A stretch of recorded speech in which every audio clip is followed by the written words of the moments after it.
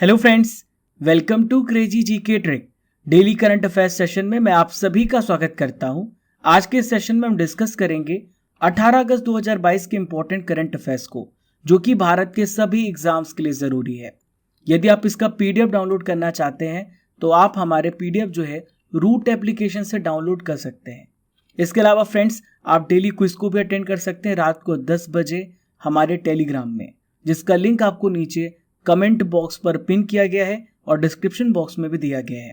देखिए फ्रेंड्स, आज का सबसे पहला इंपॉर्टेंट करंट अफेयर्स आइए डिस्कस करते हैं। तो पहला इंपॉर्टेंट क्वेश्चन आप सभी के सामने आने वाला है, बहुत ध्यान से सुनिए। तो पहला प्रश्न ये रहा, हाल ही में फीफा के द्वारा किस देश के फुटबॉल फेडरेशन को सस्पेंड कर दिया गया है? Which countries football federation has been suspended by FIFA? तो इसका सही उत्तर है भारत। भारत देश के फुटबॉल फेडरेशन को फीफा के द्वारा सस्पेंड किया गया है। इसके पीछे रीजन है एक व्यक्ति और इनका नाम है प्रफुल्ल पटेल, जो कि ऑल इंडिया फुटबॉल फेडरेशन के अध्यक्ष के पद से हट ही नहीं रहे हैं, जिसके कारण विवाद चल रहा है और फीफा की भी नज़र ऐसे मामले में है। तो फीफा जो क्या कर रहा है, फीफा का कहना है कि इसमें तीसरे पक्ष के अनुचित हस्तक्षेप की वजह से AIIF को सस्पेंड कर दिया गया है। अब भारत 11 अक्टूबर को क्या होने वाला था, विमेन्स अंडर 17 विश्व कप की मेजबानी नहीं कर सकेगा। अब आइए क्या है मामला, आइए जानते हैं डिटेल में। दोस्तों, भारतीय फुटबॉल में पिछले 2 सालों से विवाद चल रहा है, ये देखने को मिल रहा है और इसकी बड़ी वजह, जैसा कि मैंने आपको बताया, ये व्यक्ति हैं प्रफुल्ल पटेल। 2009 में प्रफुल्ल पटेल पहली बार ऑल इंडिया फुटबॉल फेडरेशन के अध्यक्ष बने और लगातार इस पद पर बने रहे, जबकि इनका कार्यकाल 2020 में खत्म हो चुका था। कार्यकाल खत्म होने के बाद क्या होना चाहिए था, चुनाव के जरिए नया अध्यक्ष का चुनाव होता है, लेकिन पटेल ने इस पद से इस्तीफा नहीं दिया। इसके बाद इसकी जो शिकायत है कोर्ट में की गई और कोर्ट ने कहा मई 2022 में कि प्रफुल्ल पटेल को इस पद से हटा दिया जाए, लेकिन इस पद से हट नहीं रहे हैं, अड़े हुए हैं। देखिए, यहाँ पे हमने बात की है फीफा की, तो फीफा से रिलेटेड बहुत सारे इंपॉर्टेंट क्वेश्चन आपसे पूछे जा सकते हैं। तो फ्रेंड्स, बहुत ही ध्यान से सुनिए। देखिए, फीफा का फुल फॉर्म क्या है, international federation of association football. देखिए, इसकी स्थापना कब हुई है, 21 मई 1904 को।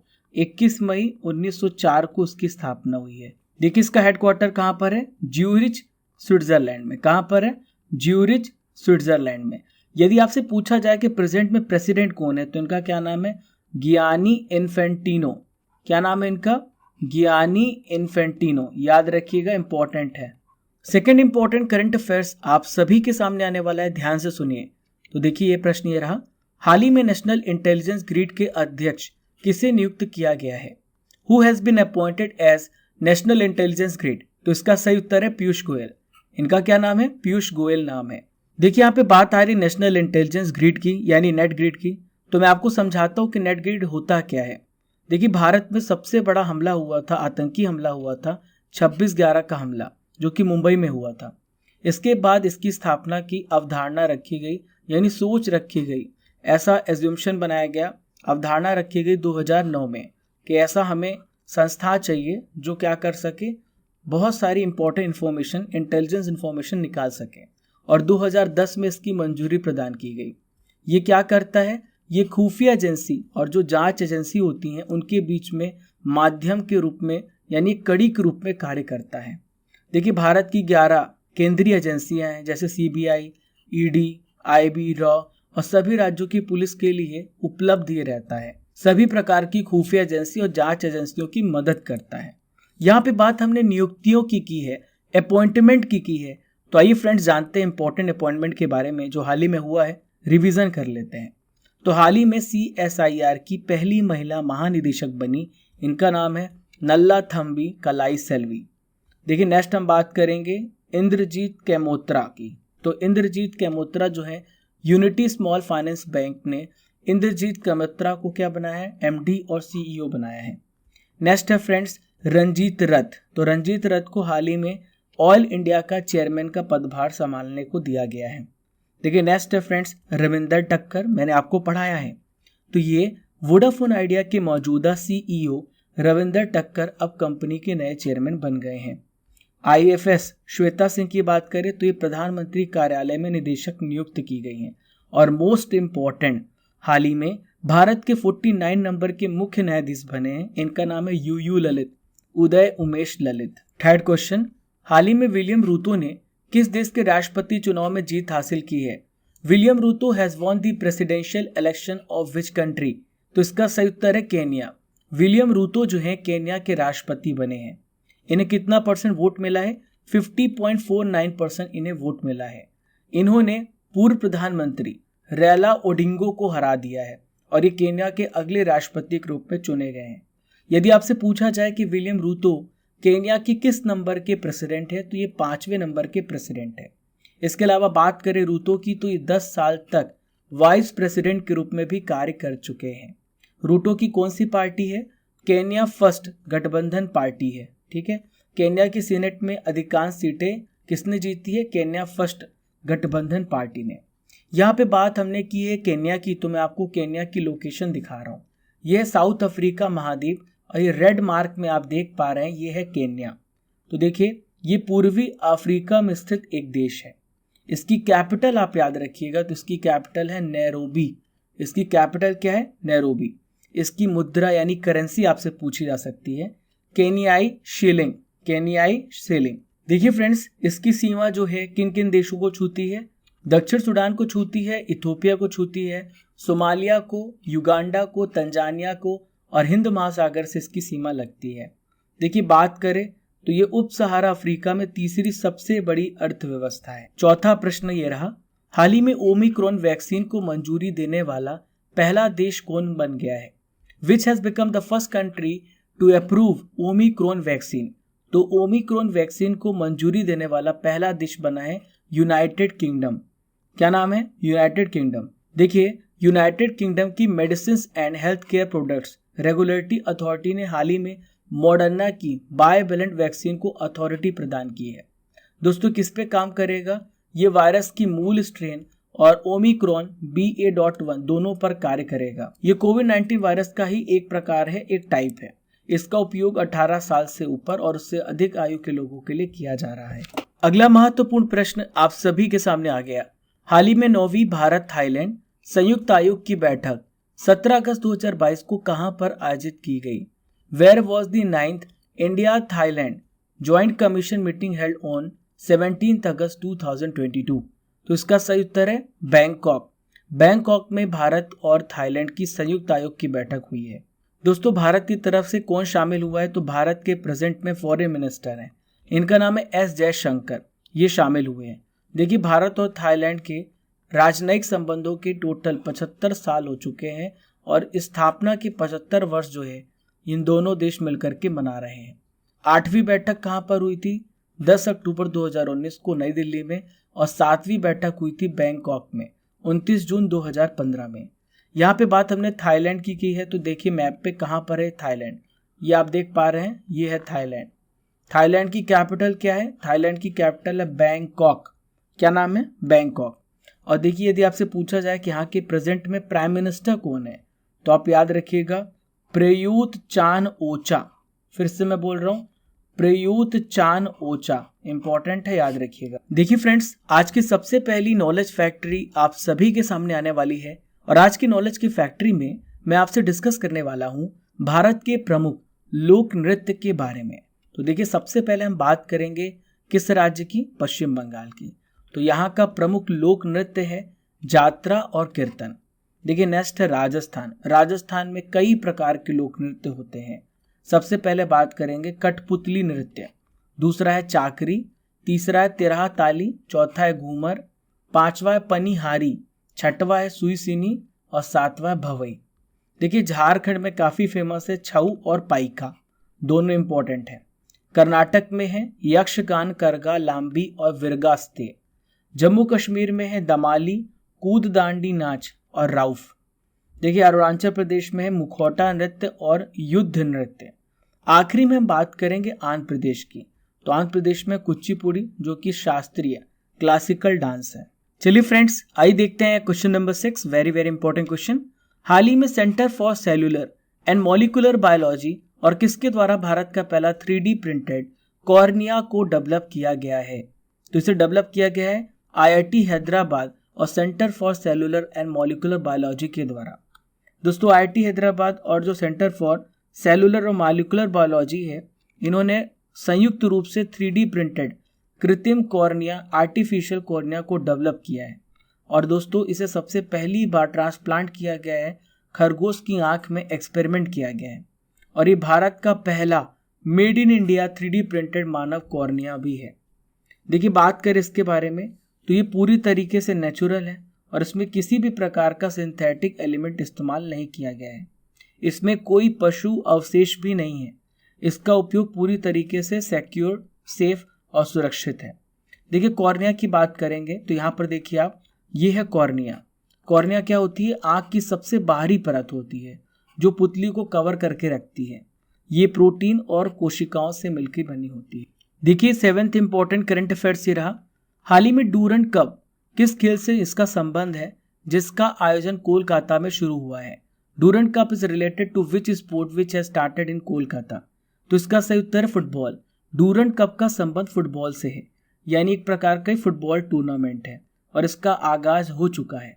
देखिए डूरंड कप कब से कब तक चलेगा? तो इसका आयोजन 16 अगस्त से लेकर 18 सितंबर के बीच में होगा। कहाँ पर होगा? कोलकाता के सॉल्ट लेक स्टेडियम और किशोर भारती स्टेडियम में खेला जाएगा। 131वां सीजन इसका चल रहा है। इसके अतिरिक्त बात करें तो कुछ मैच जो है इम्फाल के खुमान लंपक स्टेडियम में खेले जाएंगे और गुवाहाटी के इंदिरा गांधी एथलेटिक स्टेडियम में भी खेले जाएंगे। यहाँ पे हम डिटेल्स लेंगे डूरंड कप का। डूरंड कप से रिलेटेड बहुत सारे प्रश्न आपसे पूछे जा सकते हैं। तो देखिए 2022 में कौन कौन से राज्य डूरंड कप की मेजबानी कर रहे हैं? तो ये है असम, मणिपुर और पश्चिम बंगाल। इसमें कितनी टीमें हिस्सा ले रही हैं? 20 टीमें इसमें भाग ले रही हैं।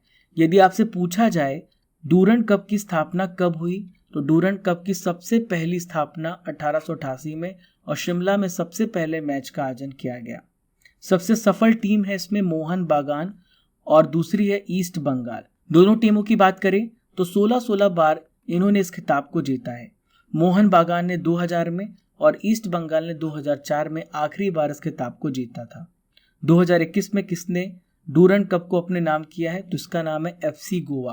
8th क्वेश्चन देखिए, हाल ही में ऑपरेशन यात्री सुरक्षा, इसे किसके द्वारा शुरू किया गया है? ऑपरेशन यात्री सुरक्षा हैज बीन स्टार्टेड बाय, तो देखिए किसके द्वारा स्टार्ट किया गया है? RPF के द्वारा। RPF का फुल फॉर्म है रेलवे प्रोटेक्शन फोर्स। इसका मकसद क्या है? यात्रियों को अधिक सिक्योरिटी प्रदान करना, इसलिए ऑपरेशन यात्री सुरक्षा स्टार्ट किया गया है। RPF इसमें क्या करेगी? स्टेशनों पर CCTV, सक्रिय अपराधियों की जांच करेगी, ट्रेन को एस्कॉर्ट करने, ब्लैक स्पॉट की पहचान करके यात्रियों की सुरक्षा सुनिश्चित की जाएगी। आपसे पूछा जा सकता है कि RPF की स्थापना, RPF का गठन कब हुआ है? 1854 में 1854 में इसका गठन हुआ है। इसे पुलिस अधिनियम 1861 के तहत कानूनी दर्जा दिया गया है। दोस्तों रेलवे सुरक्षा बल अधिनियम 1957 के तहत RPF के रूप में स्थापना हुई है। देखिए इस बल के पास रेलवे संपत्ति की सुरक्षा सुनिश्चित करना और संबंधित अपराधों से बचाने का कार्य करना, यही इसका ऑब्जेक्टिव है। 9th question, India International seafood show का आयोजन हाल ही में किस शहर में किया जाएगा? In which city will the India International seafood show be organised? तो कोलकाता में India International seafood show का आयोजन किया जाएगा। इसका आयोजन 15 से लेकर 17 फरवरी 2023 तक India International seafood show का 23वां संस्करण का आयोजन किया जाएगा। कहाँ पर? कोलकाता में। किसकी मदद से किया जा रहा है India International seafood show? तो ये जो है समुद्री उत्पाद निर्यात विकास प्राधिकरण, इसे हम MPEDA भी बोलते हैं, और दोस्तों seafood export association of India SEAI दोनों मिलकर के इस शो का आयोजन कर रहे हैं। देखिए फ्रेंड्स, आज का आखिरी प्रश्न आप सभी के सामने आ गया। हाल ही में 15 अगस्त 2022 को किसकी 150 जयंती मनाई गई? 150th birth anniversary of the following is celebrated on 15 अगस्त 2022। तो इनका नाम है श्री अरबिंदो। क्या नाम है? श्री अरबिंदो। श्री अरबिंदो की बात करें तो ये भारतीय राष्ट्रवादी, दार्शनिक, कवि और योग गुरु थे श्री अरबिंदो जी। इनका जन्म कोलकाता में हुआ था 1872 में। दोस्तों इन्होंने बॉम्बे आधारित जर्नल इंदु प्रकाश में लेख भी प्रकाशित किए हैं। देखिए फ्रेंड्स, करंट अफेयर्स की रसमलाई में हम बात करने वाले हैं बहुत ही इंपॉर्टेंट क्वेश्चंस के बारे में। 2021 के इंपॉर्टेंट प्रश्नों को मैं आपके लिए डिस्कस करने वाला हूं। तो पहला प्रश्न ये रहा, हाल ही में विश्व ओजोन दिवस वर्ल्ड ओजोन डे किस दिन मनाया जाता है? तो हर साल 16 सितंबर को वर्ल्ड ओजोन डे मनाया जाता है। पीएम नरेंद्र मोदी जी के द्वारा किस टीवी चैनल को हाल ही में लॉन्च किया गया है? तो यह है संसद टीवी। नेक्स्ट है, मालदीव में भारत के नए उच्चायुक्त तो कौन बने हैं? मुनु महावर जी। टाइम पत्रिका ने 2021 के 100 सबसे प्रभावशाली लोगों की सूची जारी की है। इसमें कौन कौन भारतीय शामिल हैं? नरेंद्र मोदी जी, ममता बनर्जी जी और आधार पूनावाला। चलिए फ्रेंड्स, 17 अगस्त के इंपॉर्टेंट करंट अफेयर्स का ही रिवीजन कर लेते हैं। तो पहला प्रश्न ये रहा, हाल ही में 15 अगस्त 2022 को भारत ने अपनी स्वतंत्रता की कौन सी वर्षगांठ मनाई? इसका सही उत्तर है 75। केंद्रीय पर्यावरण मंत्री भूपेंद्र यादव जी ने किस राज्य में हाथी अभ्यारण्य स्थापित करने की घोषणा की है? तमिलनाडु में। हाल ही में किसके लंदन में स्थित घर को ब्लू प्लैक सम्मान प्राप्त हुआ है? तो फ्रेंड्स ये हैं दादा भाई नौरोजी जी। दुनिया के सबसे ऊंचे चिनाब रेलवे ब्रिज के गोल्डन जॉइंट का उद्घाटन किया गया। ये भारत के किस केंद्र शासित प्रदेश में है? जम्मू कश्मीर में है। पांचवा इंपॉर्टेंट रिवीजन क्वेश्चन, भावना डेहरिया ने माउंट एल्ब्रुस जो कि रूस में है, इस पर चढ़ाई पूरी की है। वह भारत के किस राज्य से संबंधित है? एमपी से है। एमपी के छिंदवाड़ा जिले से है। डोनी पोलो हवाई अड्डा ये किस राज्य में बनाया जा रहा है? अरुणाचल प्रदेश में, और ये तीसरा हवाई अड्डा होगा। स्वतंत्रता दिवस 2022 को कितने वीरता पुरस्कारों की घोषणा की? 107। Indian film festival of Melbourne IFFM awards 2022 में बेस्ट फिल्म का अवार्ड किसे दिया गया है? तो ये 83। चलिए friends, 9th important revision question देखते हैं। नवरोज किसका नववर्ष माना जाता है? पारसियों का। चलिए अगला प्रश्न है, किस केंद्र शासित प्रदेश में ग्राम रक्षा गार्ड योजना 2022 की शुरुआत की गई है? जम्मू एंड कश्मीर में। देखिए फ्रेंड्स, मैं आपसे प्रश्न करूंगा जिसका उत्तर आपको कमेंट बॉक्स पे देना है। तो प्रश्न ये रहा, डूरंड कप की शुरुआत कब हुई थी? आपको कमेंट बॉक्स पर इसका आंसर बताना है। डियर स्टूडेंट्स, ये था 17 अगस्त के इंपॉर्टेंट करंट अफेयर्स का रिवीजन। हमने डेली करंट अफेयर्स में 18 अगस्त के करंट अफेयर्स को भी आपके लिए कवर किया है। आशा करता हूं कि आपको पूरा सेशन बहुत अच्छे से समझ में आया होगा। पहली बार हमारे चैनल पर आ रहे हैं तो don't forget to subscribe and press the bell icon button, ताकि आपको हर एक नोटिफिकेशन सबसे पहले मिल सके। दोस्तों, डेली करंट अफेयर्स की फैमिली मेरी बस नहीं है, आपकी भी है। हम और आप मिलकर के इस फैमिली को बढ़ाते हैं ताकि हर एक व्यक्ति डेली करंट अफेयर्स का फायदा उठा सके। चलिए फ्रेंड्स, अब चलने का समय हो गया है, और जाते जाते आप लाइक कर दीजिए और शेयर कर दीजिए अपने सभी साथियों को। जय हिंद, जय भारत। जब तक तोड़ेंगे नहीं तब तक छोड़ेंगे नहीं।